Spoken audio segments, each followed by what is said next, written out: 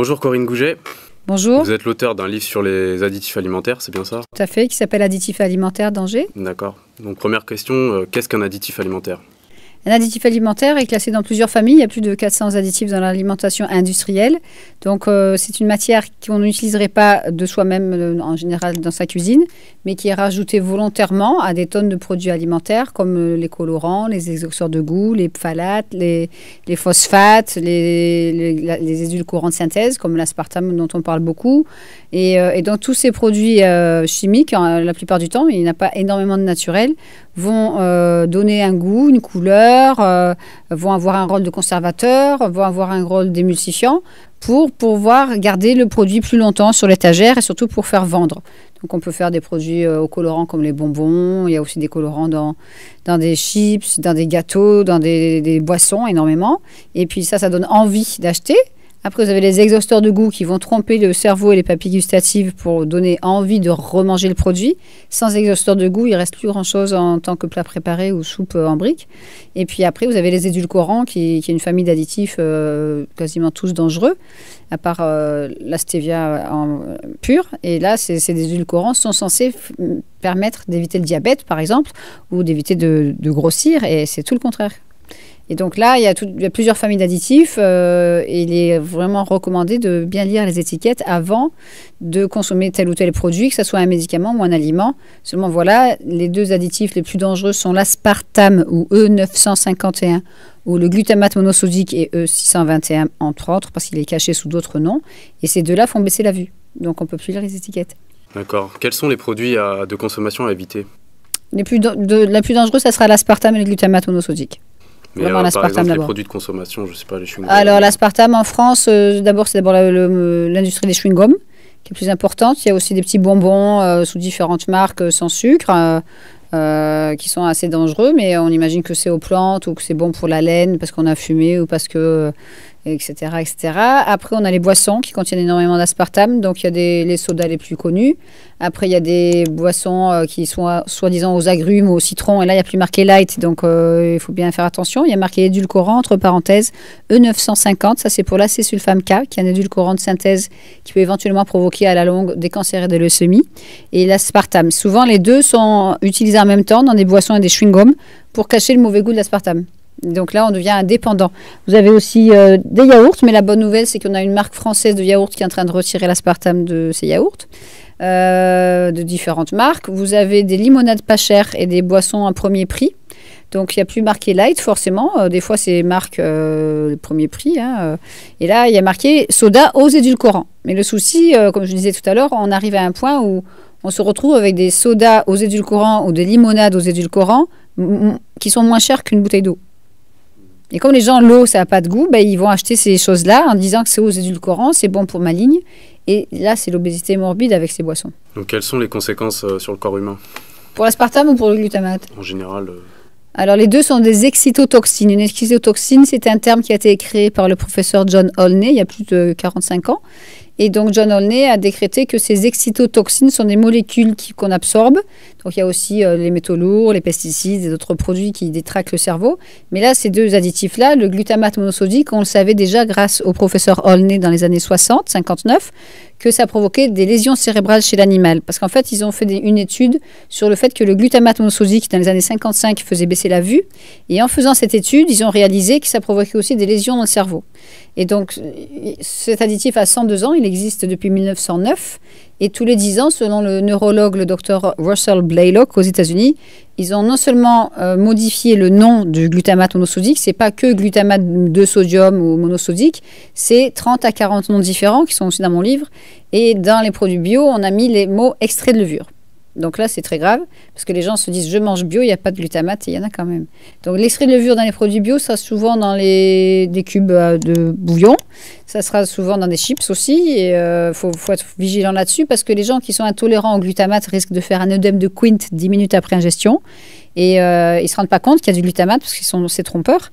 Et donc, ils mangent des boîtes de pâtés végétaux, il y en a plein à l'extrait de levure. Ils finissent la boîte sous l'addiction. Et la dame, j'ai vu une dame qui, au bout de 10 minutes, avait des réactions cutanées autour de la bouche, un début de gonflement du visage, de la gorge, début de migraine, vertige, nausée. Et en fait, elle réagissait au glutamate auquel elle était allergique, sans savoir. Au bout de plusieurs années, est-ce qu'il y a des gens qui peuvent décéder de ça? Complètement. Ça peut être quelques heures, voire plusieurs années. Ça dépend des gens. Donc, il y a des gens qui vont vous dire, comme on le voit très bien dans le film Faux sucre, vrai scandale, où le professeur Blaylock dit, il y a des gens qui disent qu'ils n'ont rien, donc ils consomment des tonnes de produits à l'aspartame ou au glutamate, mais le jour où ils vont avoir quelque chose, ça peut être un AVC, un arrêt cardiaque fulgurant, une tumeur au cerveau, Alzheimer, Parkinson. Bon, quand on a Alzheimer et Parkinson, selon toujours le docteur Blaylock, c'est qu'on a 90% des neurones qui ont été détruits. Donc c'est un peu tard pour faire marche arrière. Maintenant, pour les maladies aussi graves, je ne vois pas de moyen d'aller en arrière ou de récupérer la santé. Mais j'ai eu beaucoup de cas où les gens vont mieux. Si vous allez sur mon site dans santéendanger.net, dans l'actualité, il y a aussi témoignages. J'ai plusieurs témoignages de personnes qui vont mieux. Donc je me suis demandé depuis pas mal de temps si c'était possible que le corps refasse des neurones. Parce qu'on a l'histoire extraordinaire de la jeune femme que vous allez voir dans Faux sucre, vrai scandale, qui s'appelle Corey Brackett, et qui, elle, à l'époque, en 2002, avait 34 kilos en trop. Elle était en fauteuil roulant avec une sclérose en plaques et elle avait près de 14 taches dans le cerveau. Et depuis qu'elle s'est fait désintoxiquer, etc., bon, ça a pris 2-3 ans, elle est guérie de sa sclérose en plaques. Donc, il y a bien quelque chose qui se passe. La dame que j'ai aidée aussi, qui s'appelle Danielle, et que j'ai aidée à quitter son fauteuil roulant en 1 an et demi, mais elle mangeait des bonbons Ricola toute la journée. Pendant 15 ans, aujourd'hui, elle danse le rock et le tango argentin, elle a 63 ans, c'est que du bonheur. Donc, c'est qu'il y a bien quelque chose qui se passe pour que la motricité revienne. Et donc, j'ai été très récemment invitée en Italie par un professeur en psychiatrie qui s'appelle Paolo Cioni et avec un avocat qui s'appelle Marco. Ils ont fait un livre sur les neuroesclaves aux éditions Macro Éditions. Et ils expliquent comment on manipule les gens. Et donc, on a fait une conférence à 4 avec une psychologue pour enfants, l'avocat, le psychiatre et moi. Et moi, j'ai été chargée d'expliquer aux gens comment l'agroalimentaire manipule les gens par de la publicité. On a parlé tout à l'heure de sans colorant, sans conservateur, sans exhausteur de goût, alors qu'il y en a quand même des fois dedans, en exhausteur de goût. Et le fait que c'est bon pour la ligne ou toutes ces phrases qu'ils utilisent pour attirer le client. Et en fait, le client s'intoxique sans savoir. Et pourquoi les autorités n'interdisent pas cela? Les autorités sanitaires, c'est très simple. On sait très bien, on a vu dans plusieurs films comme Notre opposant quotidien et même il y a une petite vidéo qui s'appelle Tout savoir sur l'EFSA en 3 minutes sur YouTube. Il est conflit d'intérêt. C'est énorme, c'est énorme. Donc ces gens ne sont pas indépendants, ils se basent sur des études payées par les lobbies, et les lobbies ne vont pas dire ce que je vends, c'est dangereux. Donc ils s'arrangent pour faire des rapports truqués. Qui se cache derrière tout ça? Les lobbies, c'est quelles entreprises? C'est qui exactement? Vous voulez des noms? Ouais. Oula. Vous avez différentes lobbies. Le plus gros, c'est d'abord, vous avez le fabricant d'aspartame, c'est Ajinomoto. Et si vous allez sur YouTube, il y a une petite vidéo qui s'appelle Enfant, tu bats sur pattes, qui est donc c'est Sue Dungate qui est en Australie, qui fait lire les étiquettes aux enfants depuis 21 ans, et elle n'ose pas parler d'aspartame parce qu'elle a peur de ce lobby, de ce Ajinomoto. Et Ajinomoto fabrique malheureusement de l'aspartame en France aussi. Ils ont une usine depuis 20 ans où ils font des tonnes d'aspartame par an. Et ils ont 2 voire 3 usines de glutamate monosodique en France. Et ils font aussi des acides aminés pour l'élevage industriel. Vous tapez Ajinomoto sur Internet, vous verrez leur site, ils en ont plein. Et ils ont des bureaux un peu partout. Et s'il n'y avait pas ces 2 additifs alimentaires, on aurait beaucoup moins de maladies.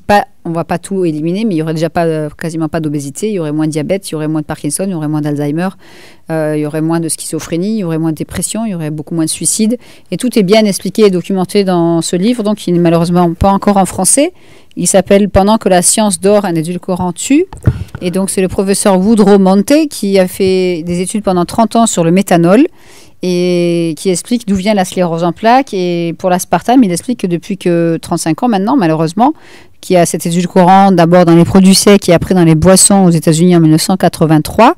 Il explique qu'il y a de plus en plus de suicides chez les jeunes, de plus en plus de troubles de la personnalité, de plus en plus de malformations congénitales, de déformations des fœtus à la naissance, s'ils survivent la grossesse. Et donc tout ça est très bien documenté. Il parle de la maladie d'Alzheimer, il parle énormément de la maladie de la sclérose en plaques, des maladies qui existaient beaucoup moins il y a 40 ans. Et donc, tout est documenté. Et pas dans le livre, mais sur le site du professeur Monte, il y a les références scientifiques, il y en a 740. Donc là, il est inattaquable. Et ce livre, il est sorti début 2012 aux États-Unis. Et il faut vraiment qu'il sorte en français parce qu'il est quand même assez grand public avec des dessins pour bien expliquer les dangers du méthanol. Et c'est la source du méthanol la plus dangereuse, c'est dans l'aspartame. Et dans l'aspartame, j'ai appris avec effroi, je pensais que c'était 8000 produits alimentaires jusqu'au 28 octobre dernier. Et j'ai appris qu'en fait, c'est 14 000 produits alimentaires. Donc, c'est énorme, c'est gigantesque. Alors, aux États-Unis, l'auteur de ce livre, qui s'appelle Dr. H.G. Roberts, qui ne fait plus d'interviews, il a 92 ans, et qui a été quand même filmé par Marie-Monique Robin aux États-Unis, et c'est pas dans le film, et ça c'est très regrettable, mais lui, le Dr. Roberts, qu'on voit dans le film Faux sucre, vrai scandale, parle de génocide aux États-Unis. À la radio, il a parlé de génocide carrément. En France, j'ose pas utiliser les mots parce que ça choque, mais il va très loin, et à un moment, à une émission de radio, il a parlé de Auschwitz dans l'assiette. C'est très lourd, hein. Mais bon, lui, c'est l'expert le plus connu au monde par rapport à ça, puisque lui, il n'a pas donné d'aspartame à des rats. Il a vu des gens venir le voir à l'hôpital en Floride pendant 20 ans, qui prenaient un ou des produits à l'aspartame et qui étaient tous malades. Donc, il a analysé tout ça pendant 20 ans et il a fait ce livre qui est sorti en 2001, 2002, et qui fait 1020 pages.